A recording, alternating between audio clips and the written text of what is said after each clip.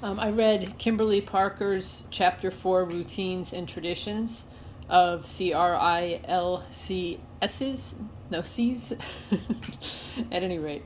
Um, the beginning talking about routines and traditions made me think a lot about Hammond's Chapter 8 and how to make those um, routines and traditions culturally relevant to your students.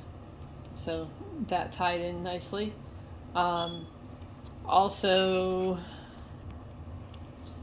another thing that struck me a lot while reading chapter 4, and I often find this to be the case when I'm doing research or taking courses or going to workshops, I'm often frustrated, I guess, because I often have practices that I've used and strategies that I've used validated, and they're ones that my school in one way or another encouraged or had me stop doing.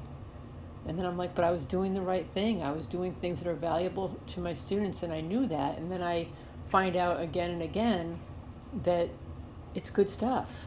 And so that's not new. But what struck me while I was reading this is I'm wondering how many of those things that I've been discouraged from doing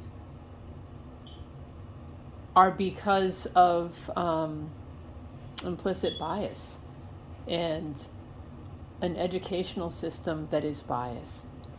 And, I'm sure that administrators and people don't realize that, but I'm wondering how many of them are, and if that's the reason that I'm discouraged from doing them. Okay, I'm totally confused. Um, Chapter 4, Parker's Literacy Communities. I read chapter 3, but it does say literacy communities, so I think I'm right. Chapter 4 is routines and traditions. So I did chapter 3, literacy communities. When she talks about